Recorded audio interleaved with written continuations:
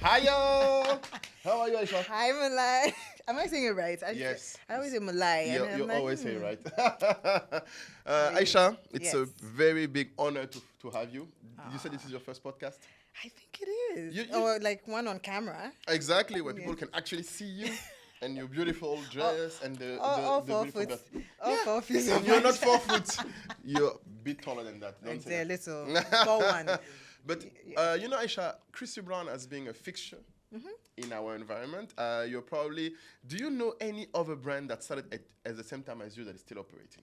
That's my number one question. Oh, there are a number of them. Really? There are some that are still The there. number of OGs that are still doing. Can you give me some of the OGs because that are you still guys- doing good business? Yeah, that have been doing that for more than 10 years now. Absolutely. Yes. Tiffany Amber, Tiffany Amber is still there. Joe Wow. by Lisa, Oh, Lanre da Silva. What am I saying? All Nigerian. Let me. yeah. Try to put some people. Of Ghana. Katungulu. Okay. Do you know Kat? She's from Kenya. Oh no, I haven't heard Oh, of you her. have to know her. She's, Very good. Yeah, next level. Yeah. David Lally. Oh, in South Africa. Yeah. Yes. Because these are people I met in South Africa how many years ago? Maybe 2009 at a show. 2009, really? Yes. There was an Arise fashion show with Yes. AFI. Yes. First time in SA. Wow. They brought like maybe 50 designers from all over the continent. It was next So level. even in 29. 2009, exactly. Wow. So, So, can you bring me back? So basically, when did you start it? Because so the brand started in 2008. really, In March 2000. Yes, that's a long time. that's a very long time ago. Yeah. Even though I'm just 25. Yeah, exactly. You're very young. You started very young. Yeah, Yeah, very, nobody very needs young. to worry about that. But yeah, so it was and you know how everyone says, "Oh, African fashion," as Yeah. though it's a new thing. No, that I truly believe that was the first wave of it. That's when the Arise shows they're showing in New York, Fashion Week, Naomi Yes. Campbell. This show I'm talking about, I think, okay, I won't mention the artist because now he's been blacklisted. But Oh. like an international International artist, artist oops. came, to SA. It was huge. It was like probably the first of its kind. Over 50 designers from the different parts of the continent. 29. So just 2009. 2009, we didn't even start Africa. Like I doubt I it. think we started 5 years after that. I said there was no Instagram at the time. There was no There Instagram. was no Instagram. How did you operate then at the time? How did you get I guess- customers then? How did we get customers? Okay, so how I started the brand was Yes. I did I staged a launch. Like I had a launch show in Okay. Accra. Okay. Now, Was a fashion show. fashion show, very DIY fashion show, but it was a show. It was a show.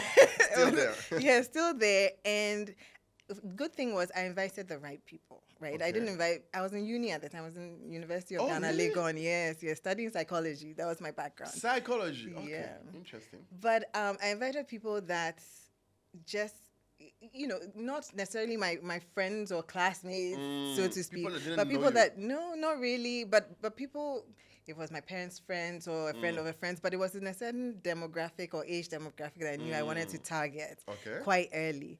But now what happened there was, and at the time there was a magazine called Canoe Magazine. I don't know if you guys know it. No. Now Canoe Magazine was the magazine. At It was the time, it was it the was the magazine. magazine. It was highlighting Ghanaian owned by Inquiry Answer, and he was highlighting just African excellence and showcasing people's homes, but like beautiful homes. So it was a lifestyle magazine, to be honest. So there's Okay. fashion, Okay. interior, everything, and Okay.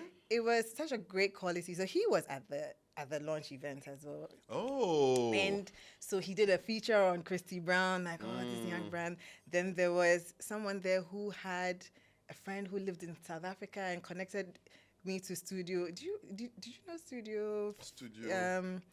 Studio 54 Extra or something. There was a show that traveled the continent and interviewed people. Wow, I When don't I tell remember you that. it's years ago. It was years ago. So So basically, they did a feature, came to my dorm room in Legon, and so Really? yeah. So I find that is these people, like people, Yeah. almost like spread the gospel of Christie for you Brown. directly Yes, at the because time there was- before there was social media. I said there was no Instagram, Wow. so we couldn't even Even say. Facebook wasn't. Facebook was wasn't a thing. early. It Yeah, was wasn't a thing. it was still new. People were doing a lot of blogs. I think. Blogs. Yes, Ah. it was like blogs. So even the photographer that covered the show, he had a little blog that because he did development work. He wasn't a Okay. fashion photographer. Yeah. So he did development work. He talked about it as well. Some Danish blog. So it kind of spread the Wow. news of Christie Brown, Interesting. organically. Yeah, I'm telling you. And when you think about it, Yeah. basically, because when you started, I imagine the goal was it to also get customers outside of Ghana initially, or were you still focused only in Ghana? Oh no, but I was very clear that I said we're building a global luxury brand from Ghana. Interesting. From the beginning, you said From the beginning, I said it's going to be a global luxury brand. Why? Why would you say that? That's interesting. Because I grew up in a very Pan-Africanist home. Okay. So my parents are pro the continent and what we can do for the continent. And my whole thing around even starting the brand was there is a certain perception of the continent. How do we change that narrative? Because I know a very different Africa. I always used to say that. I know a very different Africa from what you see in the news and so on. So how do we tell that story ourselves, right? And so for me, it was like it was my form of activism. I said, we're going to create this luxury brand from here and show the world that we can do it to. Even though I was still in uni and doing psychology. And didn't have a dime. Didn't have any money, nothing. But I just had this passion and I knew that there was a space for Christie. And so if normally when I start the podcast, I ask the people a question in two parts. Sure. If you were to define Christie Brown by one creation, so it can be a product, a design, or content, wow. and define it by one number, what would be the number?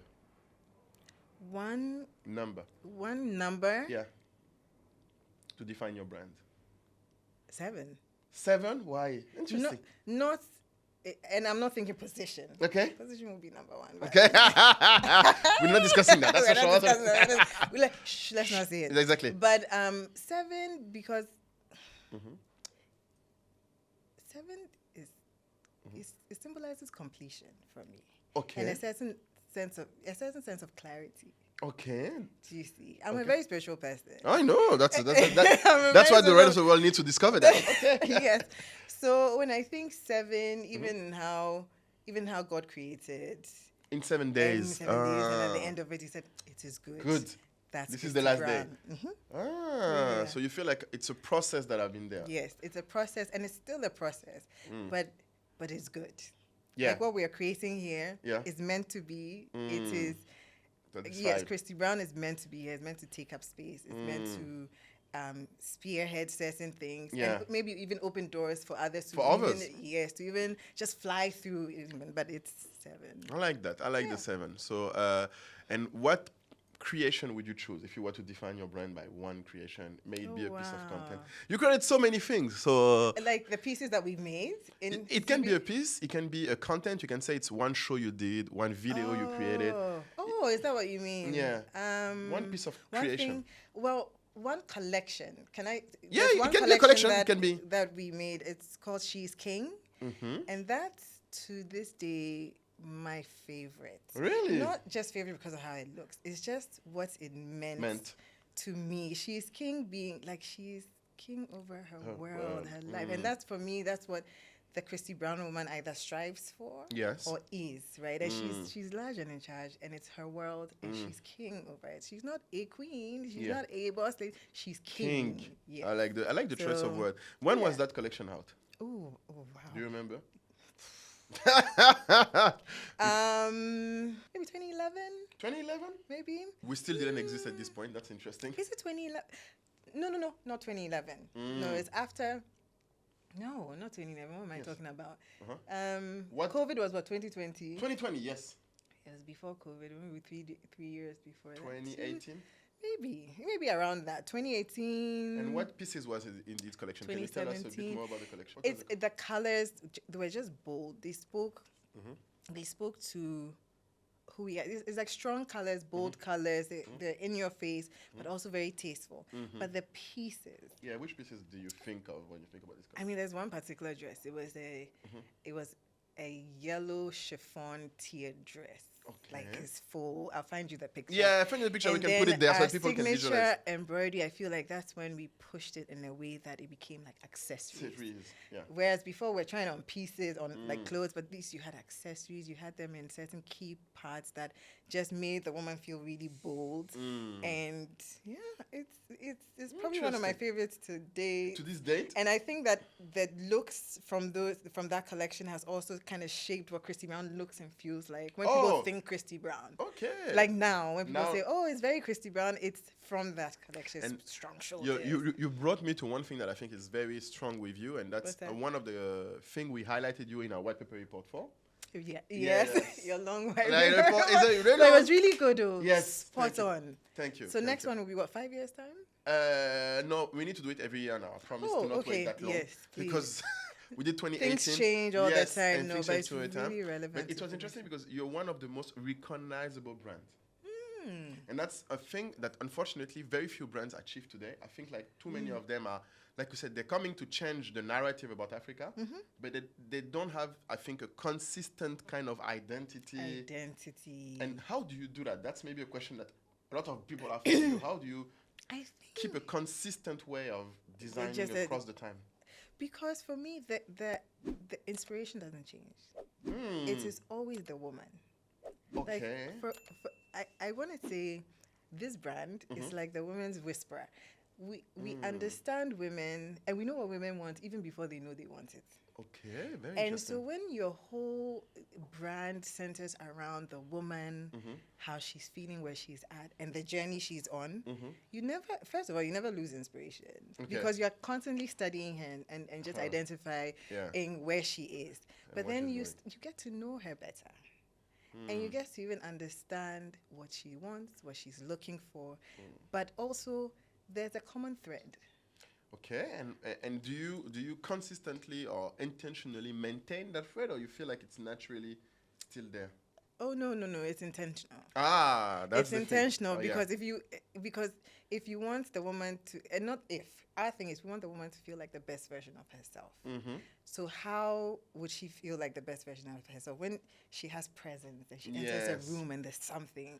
And you want and you try to accentuate that. I feel like your brand is Absolutely. really about accentuating Yes. femininity with power. Femininity with power, because we want her to enter certain rooms. We want her to break boundaries. You see, that's what we're about. So every piece is you're thinking, okay, where's she going? But Where when is she Where's she going? going? But when she goes there, how do you want her to appear? It's not just over the top just because. There's a certain harmony between that understated chic and this, and I'm not playing games. Uh-huh. Exactly. So it's very intentional in the whole design process. And then for me, there always has to be an element of Africa on the piece. That's so important, I yeah. love wax print. You're probably, People say all kinds of things. Always out. It's never going to be outdated for me. I love print. Amen. Print is- And that's a very important thing because I imagine people have been telling you what is your thing about maintaining this African touch and your love for wax print, because a lot of people would have said that you should have by now outgrown it. And you have brands that are even like fighting against wax print now, saying it's Absolutely. not African, etc. What is your take on that? So the name Christie Brown is my grandmother's name. My grandmother is Ghana. She's Ghanaian. She's Ghana from the coast. And Ghana people, they you know how we talk about kente, and Yes. kente is not their traditional fabric. Oh, really? It's not akin to the Ghana people. It's an Ashanti thing. Yes. Do you understand? So growing up, seeing my grandmother and her friends, they were always in wax print. They're wax print cloth or Yes. like they're slits and covers. So for me, that's what probably shaped how I interpret color and texture and print. That's So what you saw. it's ingrained in my brain in a Yes. certain way, and it's influenced even how I create, even how I pick fabric that's not wax print. I love texture and the different layers. And you love the colors. And the colors. And there's a certain kind of wax print that I like. It's the more traditional looking ones. And I know it's because those were the ones my grandmother and her friends were wearing. And they have names and, they have deeper meanings. So for me, it's more than just, and even when people say African print, whether you call it African print, I call it wax print. Prints. You can call it It's whatever a you print. want. Yeah, it's a print that resonates with even our sensibilities as Africans, regardless of whether it was made somewhere and brought to us. Exactly. It doesn't You matter. can't change how we interpret design and what we are drawn to. So let's not run away from it, Exactly. in my opinion. And so you really think that there is an emotional link we should not run away from? You shouldn't. And it's almost like just accepting that, oh, this is what I like. Like, Yes. I'm actually drawn to texture and color and this layer of, this multiplicity of design elements. Yeah. It's probably about that. Maybe it's probably because we as Africans, have you noticed we are just multiple things? Yeah, we are not one person. Yeah, and we have rhythm and we are so expressive. And that's what the prince also represents. So why are we running away from it? That's very interesting. And so I know people say that, oh, it's not because, it's almost like people are saying when it's the print, then it's African. Yes. That's not, I don't think that's what it is. Yeah. That's not the way you process That's it. not how I process it at all. But I love wax print. So so we always try to find like modern takes or how to manipulate the print in a way that makes it relevant to today's woman. Absolutely. Always. Yeah. But if it's not even the print, we have our traditional, so this technique here. Exactly. This embroidery technique. This is the Christie Brown. Yes, I don't 2.0. know exactly. 2.0. But we started a long time ago. We've been doing it for maybe 10 years. Yes, because that's one of the things, the corset. The corset and even the technique. Yes. Because this technique is the same one they use for like Joromi. Like this thing on you. Oh, it's yes. the same technique, but I just sat with the guys and I said, try this way. This is like we coined this in-house. Yeah, exactly. No, it didn't you created exist that. before we started it. But yes, now you know how it is. Everybody knows. And that's interesting when you say you know how it is also. I would like for you to discuss a bit more. When you created this, and obviously it resonated so well with a lot of people because to this day, obviously when I see anyone wearing that, I assume it's Christie Brown. It's Christie Brown, exactly. I assume it is. Yes. Keep assuming is that. Exactly. How do you manage the situation where it's actually like be copied by people? Because people will say, you've been copied so many times. Yes. How do you manage that? You just keep creating because there's very little, and I'm not going to go into IP conversations now because I'm not an IP expert. Yeah. We've consulted on I IP imagine. matters and we've been told, like, so far as somebody changes, I think about 3 elements or so, elements. it fails to be the same thing. So you can't even defend it as much. So you just keep evolving and keep evolving, keep creating. But the thing is, those who are people, or the people who understand the brand and want to be associated with Christie Brown, they will still seek us out. It's not, I mean, they're not the going imitation to of it and say, to pass off. I mean, there'll be those who try and pass it off, but they're not your customers then. They are not our customers. I feel like, although sometimes I would see some, I'm like, really? you can, you can afford a Christie Brown. You can afford a good one. But you just keep creating, keep evolving. I mean, we've been doing this for 10 years, and it's only in the last year or so that I've seen a lot of people trying to do it. I'm like, oh, it's taking quite some time. It's hard. It's not that easy to copy. It's hard. That's the thing. It's very hard to copy also. Yes. And the one question that I had for you, because we didn't talk about it, but among the things you mentioned, I remember, because maybe we came in later, when we arrived in the African fashion world, you were synonymous of pretty famous for your necklace. The bibs. The bibs. Button, yes, the button bibs. The button bibs necklace. Yes, This button bibs necklace. I don't know, did you felt like this changed your brand to some extent? Did you feel... Because I feel like this was a bestseller because... It really was. At some point, it was everywhere. It was everywhere, but it wasn't all CB at a point. Oh, really? Yeah, so we created that bib necklace. Same. And it was... I mean, it was such a bestseller for us for years, right? Okay. But after some time, on every Etsy page and every, what are those fairs where tabletop fairs? You would have people with versions of it, and they were made from recycled fabric, like buttons. Yes, buttons, exactly. So initially, you would have clients say that, oh, but I know when I see the Christie Brown one, I know it's just how we made it, and there's a certain density because it was, we didn't skimp on quality either when it came to that. But after some time, you couldn't really tell the difference as much. There was a time that, after some time, because we don't make them anymore, because it was time to hang our boots. We had done what we needed to do with the bib necklaces. In terms of revenue or just even getting us into certain spaces. Okay. So I felt like at that point, it's okay to. And you don't think that I'm a very big defendant of bringing back bestsellers. Bringing back versus. Yeah, Yeah, when we did you do bring that back the- all the time. Yeah. Yeah. We have this kimono. Every season you will find it. Ah. And it surprises me. The kimono. So now you have a new Every bestseller. season, Every we season bring you- it back. And then now we have these accessories that Yes. so it's almost like our accessory line evolved from the bib necklaces and the strand necklaces to, I think there was a collar we used to do with this. Even that has evolved a bit. So there's a certain progression. Yeah.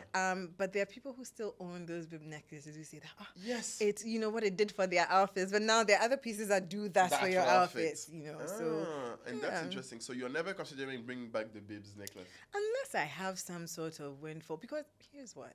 Also, me today, Yeah. I'm not sure if it's still in line with the style of the woman and even just how she's evolved. Oh, you think that's interesting. So you Yeah. wouldn't think it's a matter of just like revenue driven. So you don't take decision based on, oh, I know this is going to sell. No, not just that. Not just But it's that. also, like I said, I'm the woman's whisperer.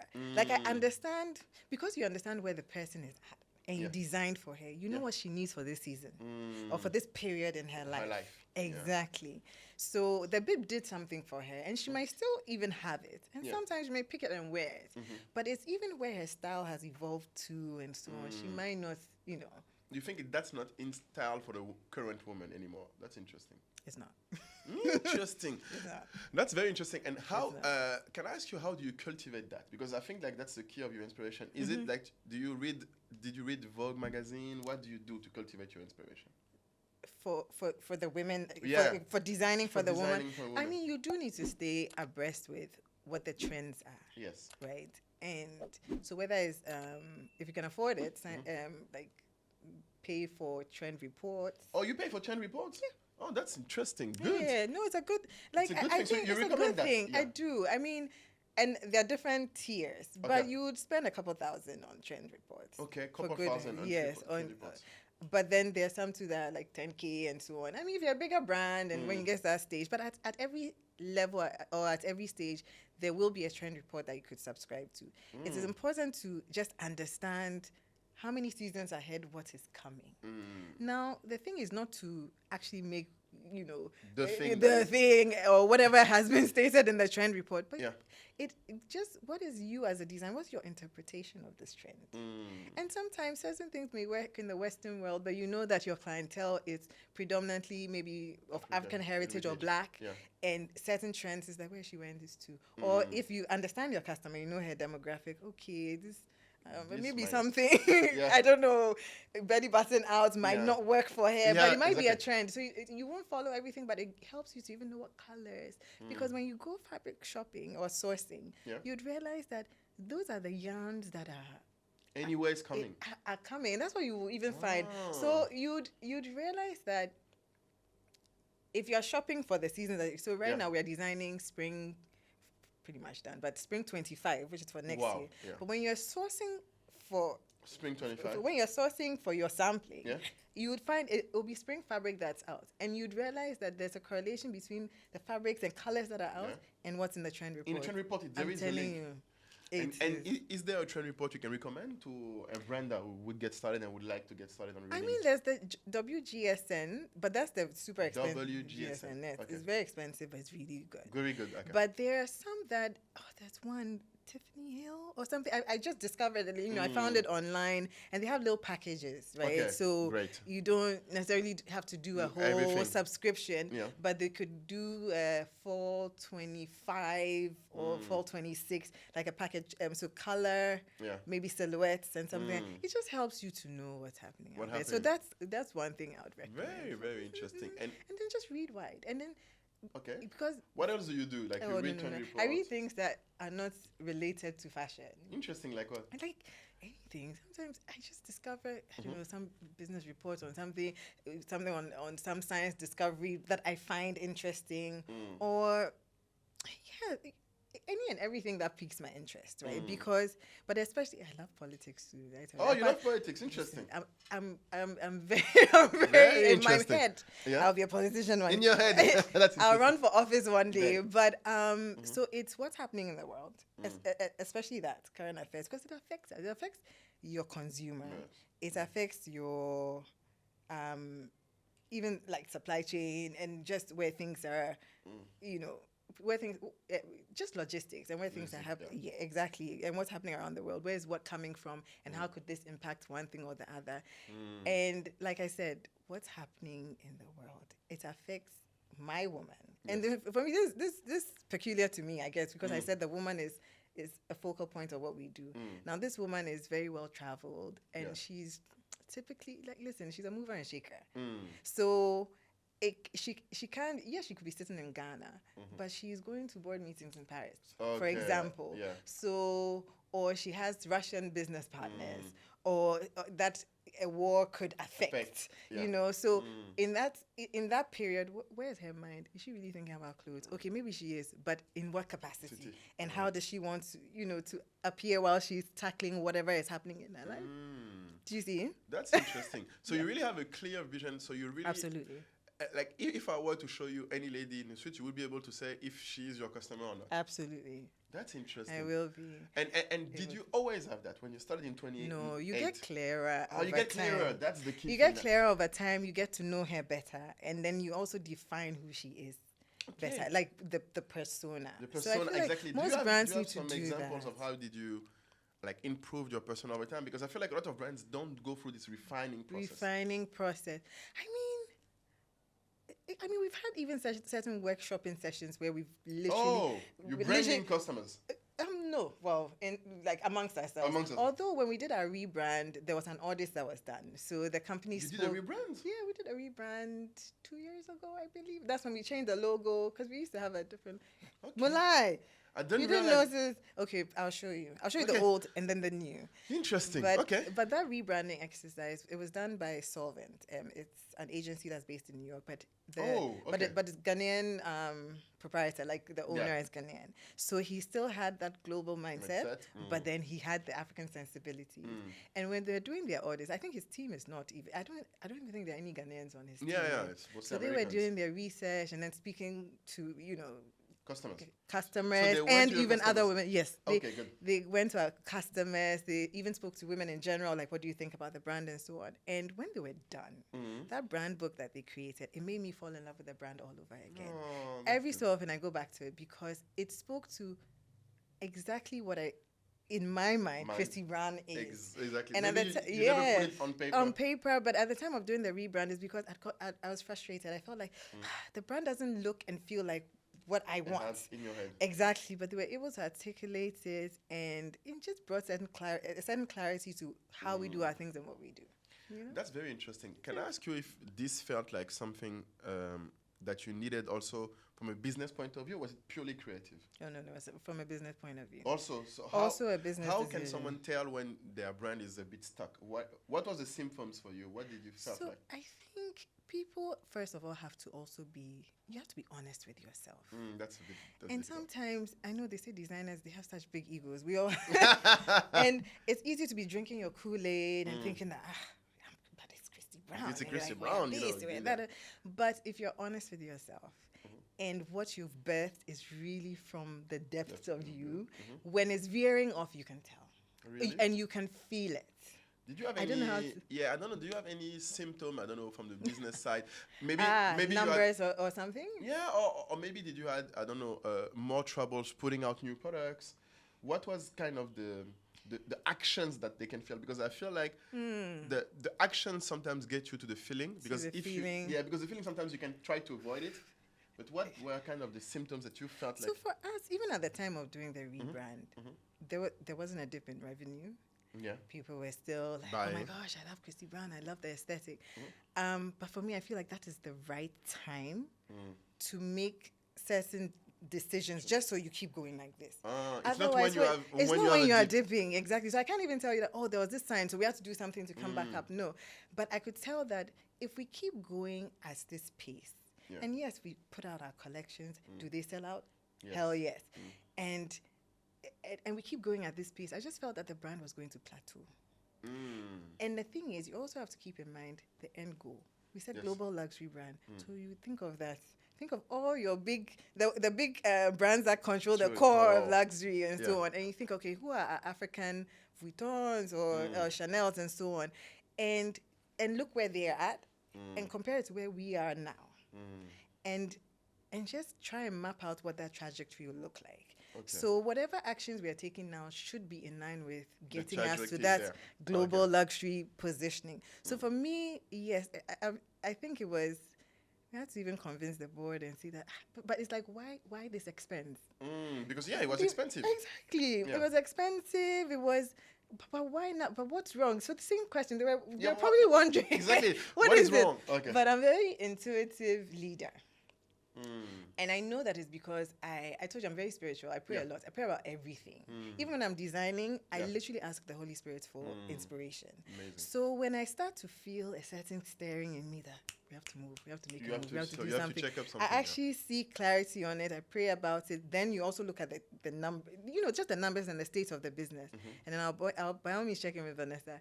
And Vanessa, she will support me in my craziness. Yeah. So I'm like, we have to do something. She's like, And once I have some quorum of support, then you go ahead. Let's move. But yes, it's that. You have to be in tune with your business. That's very interesting. Yes. And now that you mentioned Vanessa, I must ask, at which point did you felt like you needed to get partners, a board, etc.? Because that's also an issue for a lot of designers. They don't know how to get people to work with them, to recruit when they should. So mine was very organic. Okay. Right? It wasn't as though I sat and thought, oh, I need a partner. No. I was struggling. Okay. I was a one-man show. And there was a lot happening, and there was also interest in the brand organically. So you'd be sitting in this Ghana, somebody send you a request from the Middle East somewhere. Can you send us a line sheet? I'm like, what's the line sheet? This early stage. This is how many years? 15 years ago, or whatever, 14 years ago. And so at some point, even emails, I couldn't respond. I still suck at communication. Forgive me, but really, okay. But you had a lot of. There was a lot on, and so I was dropping the ball a lot. And I think that's where any support I got, I'll take it, right? And so Vanessa and I were friends. Oh, initially we're still friends? Yes, we're friends. I mean, and I'll still share with her what's going on. And she was in Montreal at the time. Oh, she was not in Ghana. Yeah, and she wasn't even working in fashion at the time. Yes. So as time went on, then Vanessa got a job in like a maternity brand in Montreal, but as a buyer. So as she was working as a buyer, there were certain things that she was like being enlightened to, and we'll have conversations and she would share, and I'm like, I need that. It's happened so organically. It wasn't even I need that. We are talking about it, and then she would help me out with something, or she would maybe create some Excel sheets for me when I couldn't get it done. That's how organic it was, right? It didn't start with an agreement.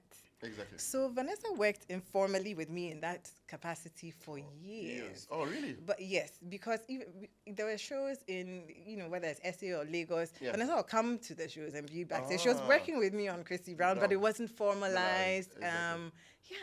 But then when she was moving to Ghana, she decided to move in. Yes, she decided to move to Ghana for personal reasons. And then that's when I made her an offer. At this point, my friend had put in sweat equity. Already.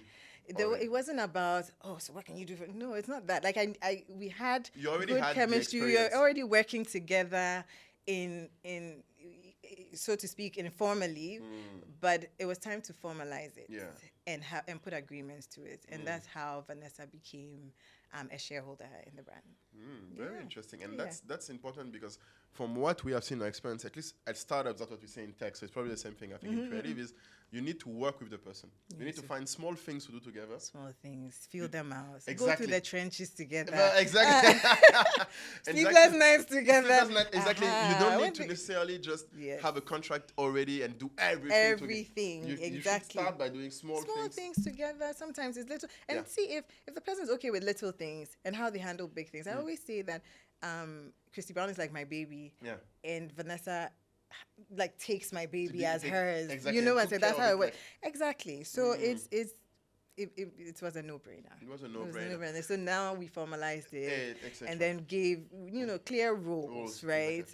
Based on what strengths are, etc. So. And how did you get to, I don't know, because when you have a board, does that mean you got investors, etc.? When did you feel like that was necessary also? So we went through, I know you know this, we went through I don't.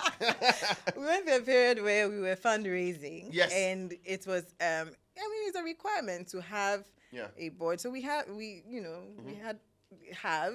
still do have, our board, advisory board, made up of, they are beasts. When I think, as in they are some of the most intelligent women, like I know, right? So you went to search for them. Funny enough, okay, one of them is, they're all clients. Yeah. Okay, well, that's two good. are key clients. One was my business coach. In 2012, I had a business coach for years. 2012? 2012. Why would you get a business coach? That's interesting. Because, you see, the brand started in 2008. Yeah. Still passion-driven. 4 years down the line, you realize that this thing, you cannot drive it on passion. It needs some structure. Yeah. And Ruka, she had a coaching agency for women-owned businesses. Okay. So she had said she was trying on her stuff or whatnot, and then I met her in the shop. Gladys has always manned the shop. So Gladys she's been in the brand for like 15 years. Amazing. And so I'd popped in, and she was trying on her things. I said, "Oh, you're the creative director." She's like, "You know what? I'd like to coach you," and so on. And then that's how it started. And so it was a customer first, and then she was a customer. So she loves the brand. So Ruka had been a part of the brand for years, and then she really took me through and opened my eyes to just building structure and the importance of it, and how to build a robust business, right, and have the systems in place so that it outlived myself. Amazing. Yeah, amazing. And to this day, do you have situations where, and not even outside people, do you have situations, because now you're a full-on businesswoman in addition to a creative. Yeah, it's true. Do you have situations I'm where in more meetings than, yes, all the time. Really? You guys always do that all the time. But do you have an example, like even a recent one or a big one, when you felt like you really had to, like, wrestle between the business part of you and the creative part? So for me, it's not so much the wrestling. I think it's the wrestle for my time. Like personally, I really am craving that retreat to be able to be creative. Yeah, it takes time. But now I can't do it. Yeah. Because I still sit as CEO of the company. And even before this, I was in a committee meeting and so on. And it was a product development committee meeting. Somebody said, but just do your thing. But no, design was on there. We have a product development, like a head for product development. Yeah. Then production was represented, or finance was there, and then Vanessa was there in merch. So I'm not there just taking design decisions. I just like this.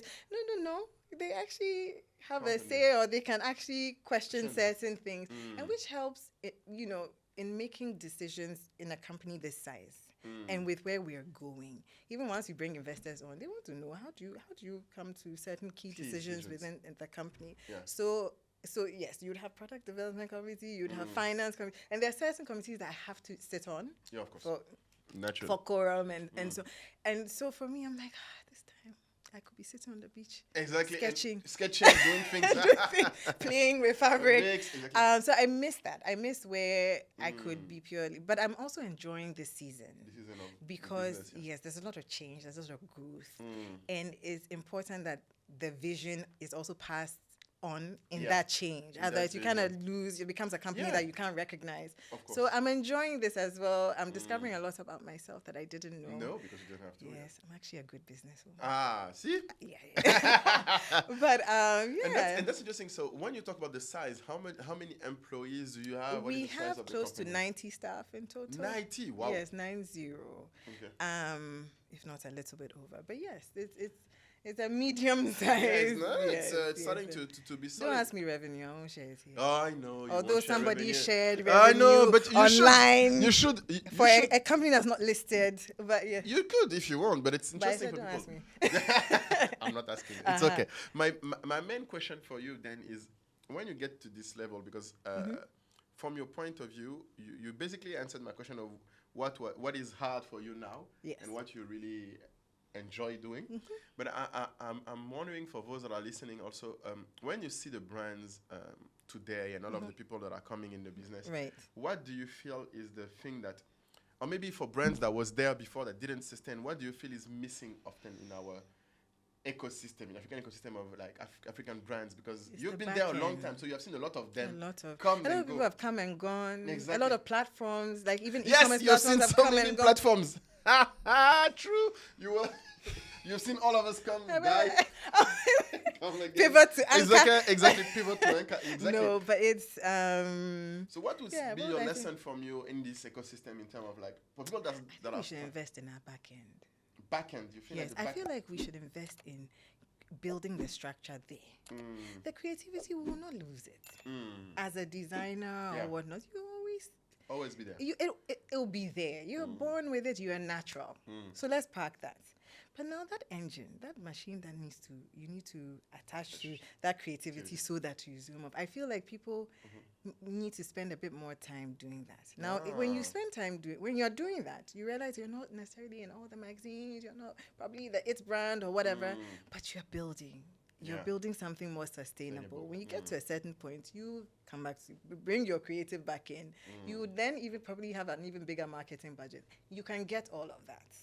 Like you can get it at some point, but get to a point where your back end is solid enough that when you do make all the noise and people want the products, you can actually produce it. You can actually make it. That's the big point. You know. And I'm very happy you said that because that's pretty much where we focus with Anka. Is like on the back end. The back end. With Anka Pay, you can receive your orders directly on Instagram or WhatsApp. Mary gets in touch with the seller and places an order for an outfit directly on Instagram. The seller then goes to Anka Pay to create a secure, fast, and globally accessible payment link. They simply enter the information about the outfit and the amount, and that's it. The link is then sent to the customer, who can proceed to make the payment easily with their preferred payment method. The seller automatically receives their money in the Anka wallet and can withdraw it. Anka Pay. Receive your payments from anywhere in the world. After being paid through their Anka Pay payment link, the money is immediately available in your Anka wallet in a stable currency. You can then easily withdraw it from your Anka dashboard in the currency of your choice.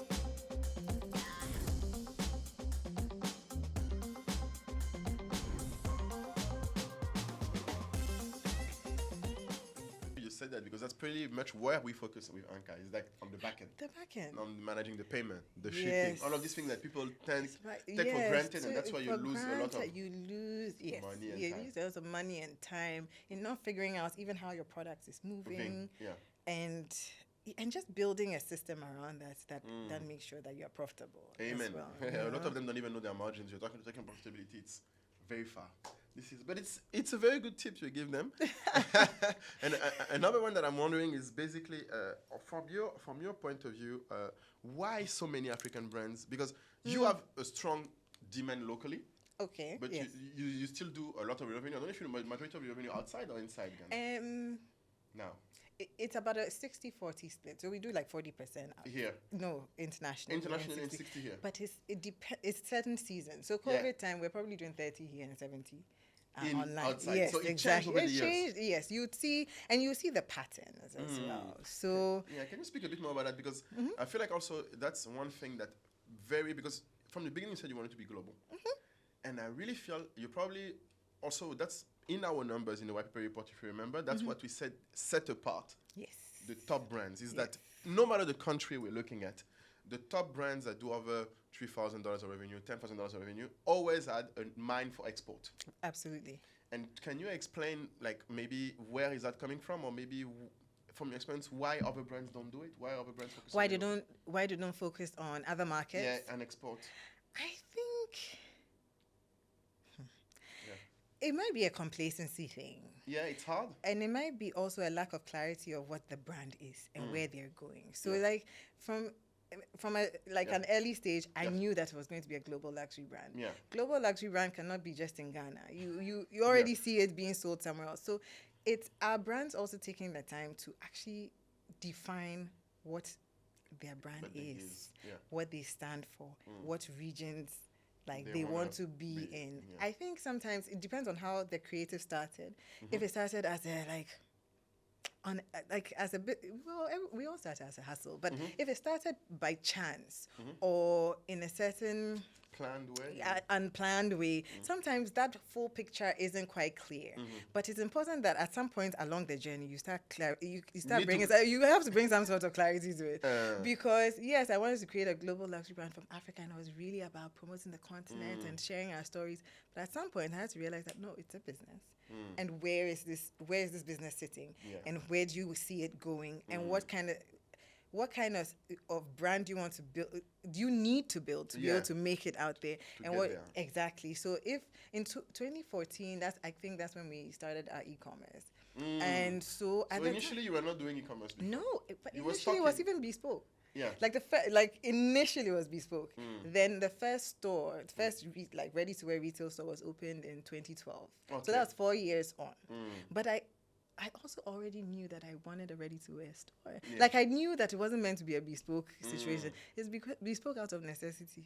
Because I was at university. That's what pays the bills. That you needed to rake in, like, at least some sort of income to be able to start. But even to open the first shop, I always tell the story of how we got money to even open the first shop and how we paid back a very expensive loan.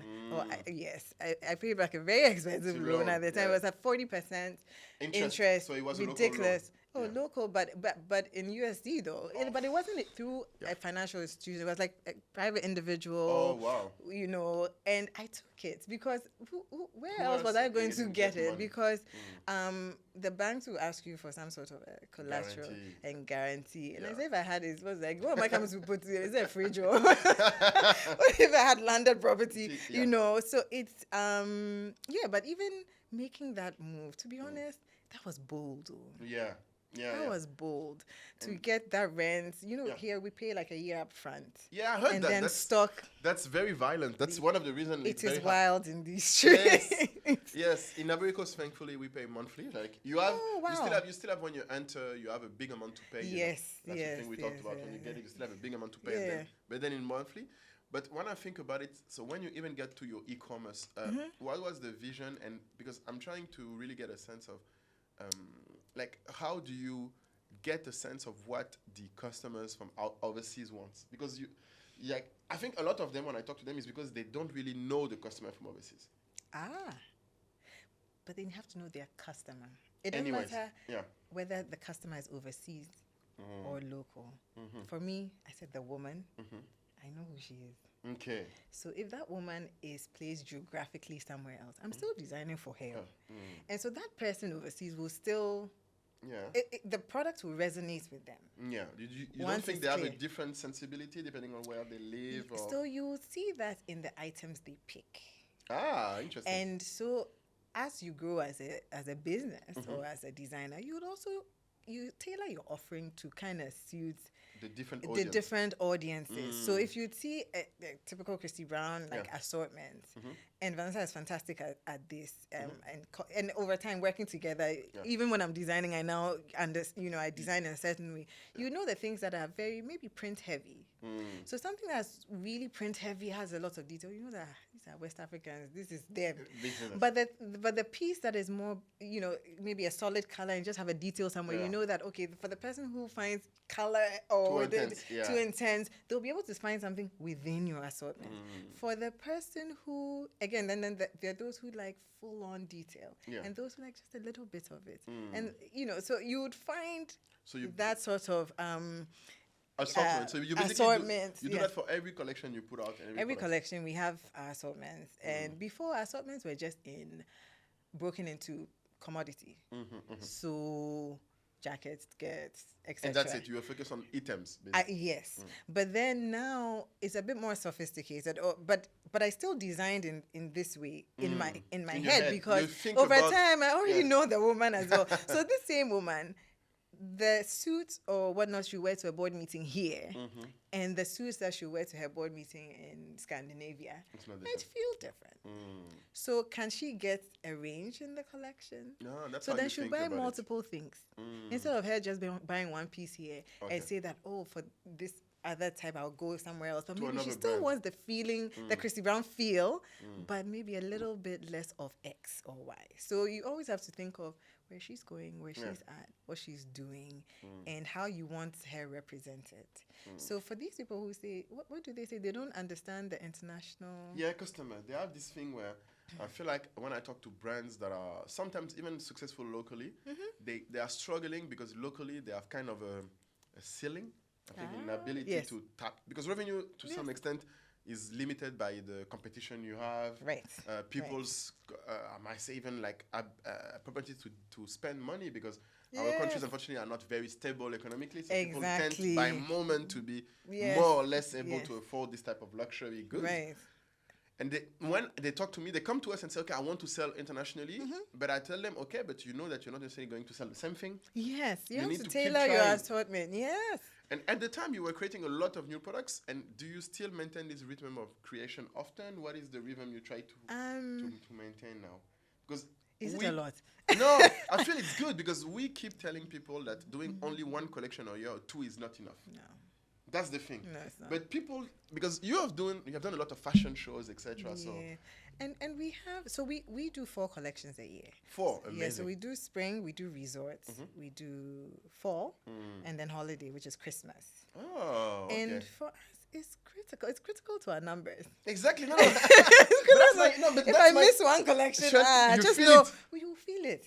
And that's the thing that I really want to highlight, because people feel that they should still hold to this old way of doing Just one or two, and maybe because maybe I should have asked that. You've done a lot of fashion shows all over the world.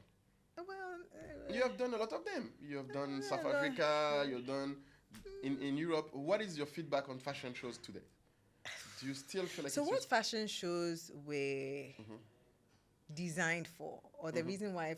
Because before, fashion shows were really an industry thing. Yes, exactly. It was the only way for to get buyers to known. come in, see the pieces or whatnot, place their orders, and then fashion shows became a lot more commercialized. So then buyers find other ways to reach the brand. So sometimes before the show is even done, certain buyers, like say, depending on how prestigious your store is, you've probably already even seen the collection. So that you can spend, if a buyer has a certain budget, you can spend it early. Exactly, on us, before you even go to the fashion shows and see all the others. What I will say is the shows we did over in SA and wherever, exactly, it was really more for brand positioning and just visibility. I don't think we ever got any buyer from purchasing anything, but what it did was, again, for brand positioning and visibility, what it did was, first of all, the imagery from the fashion shows were good. Okay, so you use that to promote your brand. Once Facebook was on and once Instagram was on, it really did help. But then what it did was it built our direct to consumer business. So they had seen it at the fashion show. Yeah, you're not in any store, but we can reach you. How can we? So before, for the longest time, I was like, Christie Brown, we like it, but so it's not accessible enough, because we were just in Ghana in my little store up the road. Exactly up the road here. Yeah. So then that's why e-commerce was a necessity. Because they've seen you, they've seen the things they wanted. They wanted. Okay, now let's give them an avenue to be able to purchase it, and then let's figure out how to ship it out to them. Exactly. So yes. That's why you got to this point. And I'm very interested, because when you mentioned that, the other thing that I see often brands struggling with, to be honest, is this part of how often do you make content? Did you say our content? Exactly. No, but it's just to hire somebody. Exactly. Because it's for me, it's so tedious. It's tedious. It's a lot of work. It's a lot of work, and just even my personality has, I think, infected the brand, because I'm not, I don't know how to be out there. I don't know how to even take pictures of myself when I go places. You're not the one that is always doing selfies. I don't know how to do it. I should learn.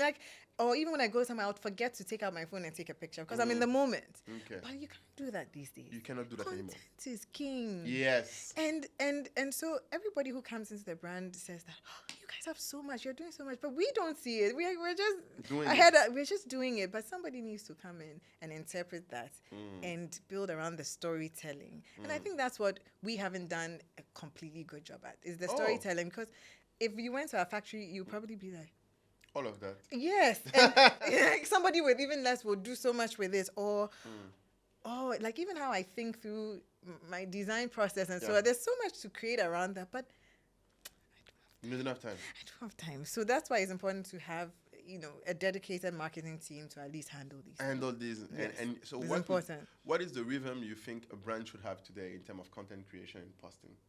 Oh, well, we do like 3 times a week. Great. We try, because not too much, especially because, it's luxury. You're not going to be all over the place. All over the place. But now also I'm learning there are different platforms and the Have different different kind ways. of content that you Yes. should be putting out there. So how do we make sure we are tapping into all of them and actually creating the content that suits the different like platforms and avenues. Yes. But we always say that for us, Instagram is not just for pretty pictures. It is a sales Avenue. It's avenue. distribution. It's actually quite key. But then there was a question we asked ourselves, and I want most brands to ask them. So if Instagram shut down today, what will you do? That's a very good So then it's question. important to also start building your own email list, yeah. and like Your website. and yes, and that whole experience. I think that's key. So that's something I would want to leave with everyone and say that, listen, let's just assume today if something happens. Like how in the summer, do you remember the airports all shut down? Yes. Let's just say that something happens and there was no Instagram to do this. How else will you reach your people and let them know that's what we're doing? You need to have that. That's very, very important. I think it is key. And it's key. so just to conclude, I like to ask a question in 2 parts that are very funny for me. Is if you were doing the exercise today or starting a brand from zero, it sounds painful, right? Would you do it, by the way? Would you do it again if you were to start again a brand? If you were from zero today, would you start again a brand? I will, but I hate that I'm not as innocent as I was. Oh, then. now you know so the pain. you know the pain. So I think I won't be as bold as I was. I Really? worry. Oh, Like, too much work. and I'll see more risk than And the that's very rewards. true. That's Yes. even for us. That's one thing that I keep telling people. I think, unfortunately, we, especially people that have been there for over 10 years, we see all of the problems now. And sometimes we don't get the enthusiasm that is needed to go exactly and just go and honestly just stay optimistic. And yes, I think I miss those days because now you're overthinking everything. So what did I answer your question? No, my question is basically, if you had $1,000 to start your brand today, $1,000. yes, what would you spend it on? $1,000 today. Today. To start. You have 0 followers, 0 brand name, 0 recognition. What do you spend your money on? Oh, $1,000. the product? Yeah. Like maybe an initial. Is it a fashion brand? Or what? Yes, a fashion so brand. So the initial, that's easier for a you. little capsule. A little capsule, yeah. A little capsule and imagery. Okay. You spend a lot on imagery also. What would be the split for you, for example? Ooh. I could even do... Oh, it's worth doing even a 50-50. 50-50, It's even worth it. Yeah. You get the product, but the imagery, that the content and the the story, videos. that marketing sort of that, just to put it out there. Because, listen, I said when we started, there was no Instagram. So imagine. Yeah. But now with a strong, so you know what brand you want to create. That inner work doesn't cost money. So it's not part of your 1,000. It's in so your you do head, the inner work of what is this brand? What do I want it to be? You've gone online, you've looked at the kind of brands you want it to be like. Yeah. Then you say, this is the kind of product I want to make, or I've made that product. The next thing is the world has to know about it. Yeah. And understand what you stand for. Would you spend more money on, because that's a good point, but we try to tell people from our numbers that you don't need to have a lot of stock. That is something. Not that much. Small capsule. Yeah, small capsule. That speaks to what it is. Exactly. But to keep creating new things, even if it's new content, just showing the product in different women, different situations. Yep. But basically, we would say to spend a lot on the content and videos, especially because people tend to do still photos. Oh no, still photos. Even we see it when you post a still photo and the engagement. It's not engaging. Video is king. Yeah. Yes. But it's definitely that. So at least have a product, have a good product. That's the and then first thing also. Have a good product. So then when people see that imagery, they're like, wow. And then they get the product. It's like they're sold. Then what happens is they now tell others about it. You don't have to pay influencers. They will post about it because they're excited about the product. Because they love the product. Yeah, exactly. And then once they direct somebody to your page, there's something to see. Then you get new people to buy into the brand, and then you use that money to grow that 1,000 too. Amazing. Yep, All right, yep. and so the second part of the question to conclude is the other way around. Is If I give you $1 million today, what would you spend it on? I know this is the nice part to end on. This is the nice part. What would you spend $1 million on today if you were to grow your brand more? For Christie Brown, certain key hires. Yeah. You will do hires. Interesting. Certain key hires at certain, at certain levels within the company. Just understanding, just with the understanding of our 3 to 5 year plans, right? And the kind of distribution and reach that we want. There are certain key hires that we would need. Can you tell me which hires are you thinking about, for example? Like a strong CFO. Very strong CFO. A very strong CFO. A strong CMO. Okay. Oh, there's something else that escaped me now. Oh, I've always said.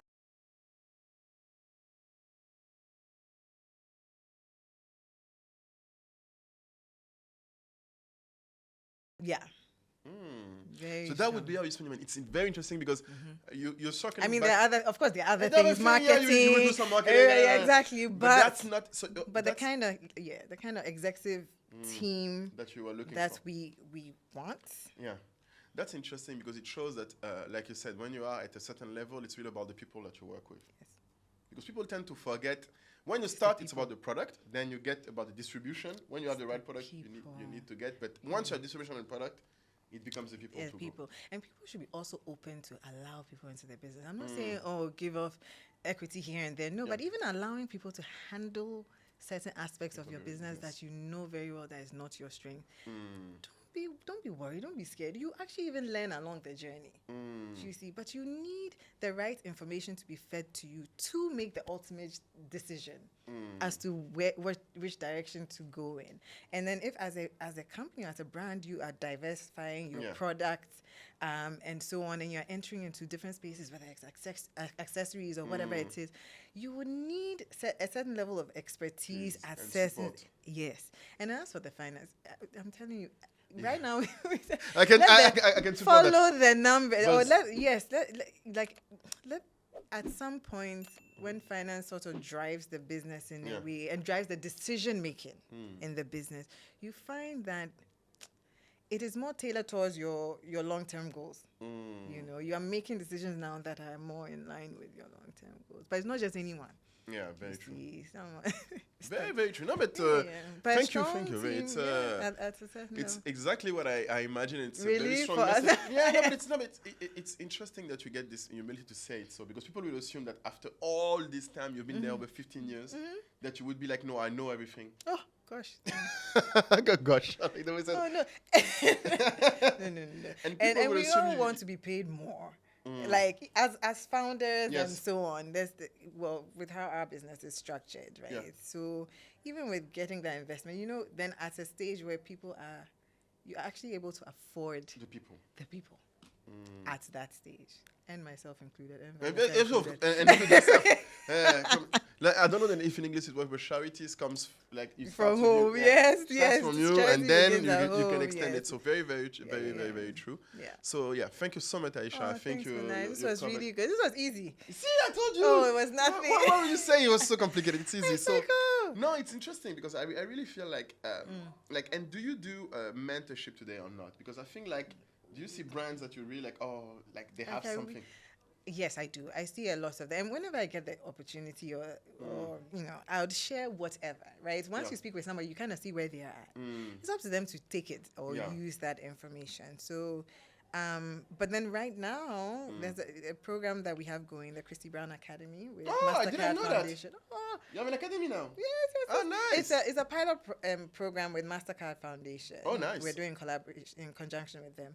And it's training the next